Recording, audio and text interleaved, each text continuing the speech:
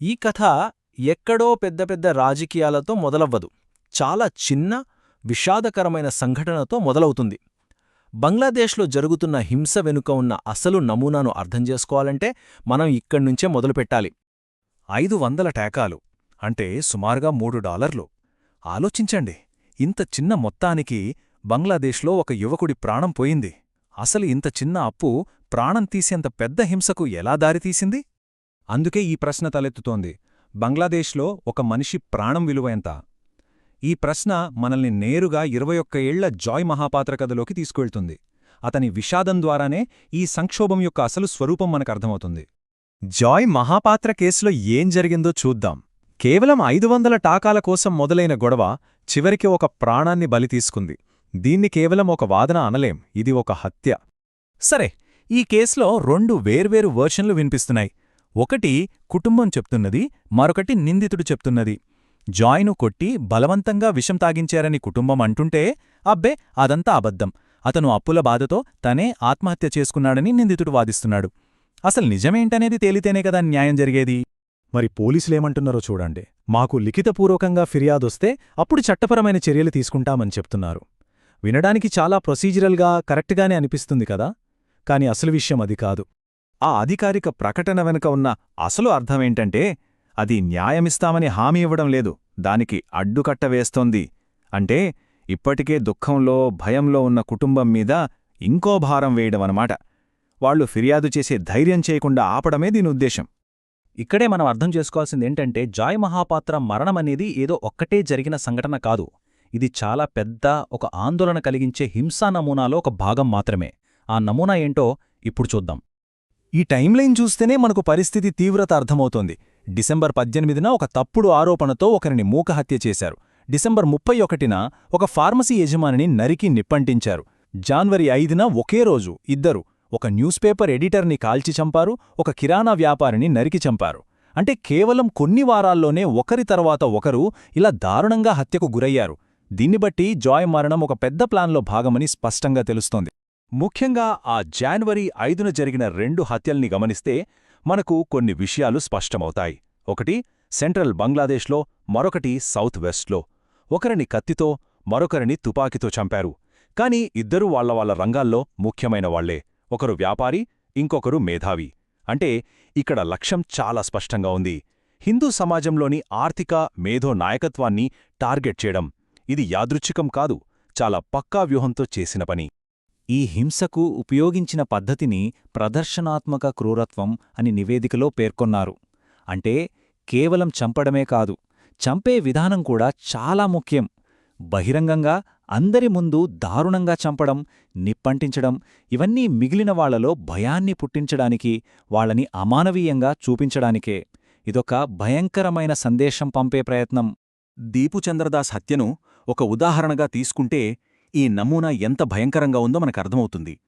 ముందొక కట్టుకదల్లారు, దైవదూషణ చేశాడని. తర్వాత ఒక ఇమాం 150 మందిని రెచ్చగొట్టాడు. అందరూ కలిసి కొట్టి చెట్టు గూరితీసి నిప్పంటిచ్చారు. అత్యంత దారుణమేంటంటే ఆ తరువాత పోలీసులు విచారణ చేసి అసలు ఆ ఆరోపణలోనే నిజం లేదని తేల్చారు. సరే, ఇంతటి హింస వెనుక అసలు కారణమేంటి? ఇదంతా ఇప్పుడు ఎందుకు జరుగుతోంది? దీనికి సమాధానం తెలియాలంటే మనం బంగ్లాదేశ్ రాజకీయాల్లోకి కాస్త లోతుగా చూడాలి. ఈ రాజకీయ పరిణామాలకు జరుగుతున్న హింసకు ప్రత్యక్ష సంబంధం ఉంది. ఆగస్టు 2024లో అవామీ లీగు ప్రభుత్వం కూలిపోయింది. దానితో దేశంలో ఒక అధికార శూన్యత ఏర్పడింది. ఈ అస్థిరమైన పరిస్థితులే రాబోయే ఎన్నికల నేపథ్యంలో ఈ హింసకు ఆజ్యం పోస్తున్నాయి. ఈ దాడుల వెనుక ఉన్న వ్యూహాన్ని నిపుణులు ఎన్నికల ఇంజనీరింగ్ అని పిలుస్తున్నారు. అంటే ఏంటంటే, హింసను ఒక రాజకీయ ఆయుధంగా వాడుకోవడం, మైనారిటీలను భయపెట్టి వాళ్లు ఓటు వేయకుండా ఆపడం, లేదా వాళ్ల ఆస్తుల్ని లాక్కుని ఎన్నికల ప్రచారానికి వాడుకోవడం. ఇదే దీని వెనుక ఉన్న ప్లాన్. ఇక్కడ మనం అర్థం చేసుకోవాల్సిన విషయమేంటంటే, ఈ హింస యాదృచ్ఛికంగా జరగడం లేదు, ఇదొక పక్కా రాజకీయ ఎత్తుగడ. ఎందుకంటే బంగ్లాదేశ్లో హిందూ సమాజం ఎప్పటినుంచో అవామీ లీగ్కు ఓటు బ్యాంకుగా ఉంది. కాబట్టి వాళ్లను టార్గెట్ చేసి భయపెట్టి ఓటింగ్కు దూరం చేస్తే రాబోయే ఎన్నికల ఫలితాలను ప్రభావితం చేయొచ్చన్నది వాళ్ల ఉద్దేశం. ఇలా ఒక పద్ధతి ప్రకారం హింస జరుగుతుంటే మరి ప్రభుత్వం ఏం చేస్తోంది? నివేదిక ప్రకారం ప్రభుత్వ స్పందన సమస్యను పరిష్కరించకపోగా దాన్ని ఇంకా పెద్దది చేస్తోంది. నివేదికలో చెప్పిన ప్రధాన విషయం ఇదే. ఈ హత్యలన్నింటినీ వ్యక్తిగత వివాదాలుగా చూపించే ప్రయత్నం జరుగుతోంది. ఇది కేవలం ఒక వివరణ కాదు, వాస్తవాన్ని దాచిపెట్టే ఒక వ్యూహం. దీని ద్వారా ద్వేషపూరిత నేరాల తీవ్రతను తగ్గించి బాధితుల్నే నిందితులుగా మార్చేస్తున్నారు. ఈ నిరాకరణ వ్యూహంలో 3 ముఖ్యమైన భాగాలున్నాయి. 1. అధికారిక లెక్కల్లో మతఘర్షణల సంఖ్యను తక్కువ చేసి చూపించడం. 2. అప్పులు, గొడవలు లాంటి కారణాలు చెప్పి బాధితులపైనే నిందవేయడం. 3. ఇది మా అంతర్గత వ్యవహారం అని చెప్పి అంతర్జాతీయ విమర్శల నుంచి తప్పించుకోవడం. ఇదంతా వాస్తవాన్ని వక్రీకరించడానికి ఒక పక్కా పద్ధతి. అయితే అంతర్జాతీయ సమాజం ఈ కథనాన్ని నమ్మడం లేదు. భారత విదేశాంగ శాఖ అడిగిన ప్రశ్న చాలా సూటిగా ఉంది. ఒకవేళ అది వ్యక్తిగత వివాదమే అయితే 150 మంది కలిసి ఒకర్ని చంపడానికి బంగ్లాదేశ్ పోలీసులు ఎలా అనుమతిస్తారు? ఈ లాజిక్కు సమాధానం లేదు. బంగ్లాదేశ్ హిందూ, బౌద్ధ, క్రిస్టియన్ యూనిటీ కౌన్సిల్ వాళ్ల డేటా చూస్తే అసలు విషయం అర్థమవుతుంది. మనం మాట్లాడుకుంటున్న హత్యలు కేవలం పైకి కనిపిస్తున్నవి మాత్రమే. వాటి వెనుక 23 భూ ఆక్రమణలు, పదుల సంఖ్యలో దాడులు, దొంగతనాలు జరిగాయి.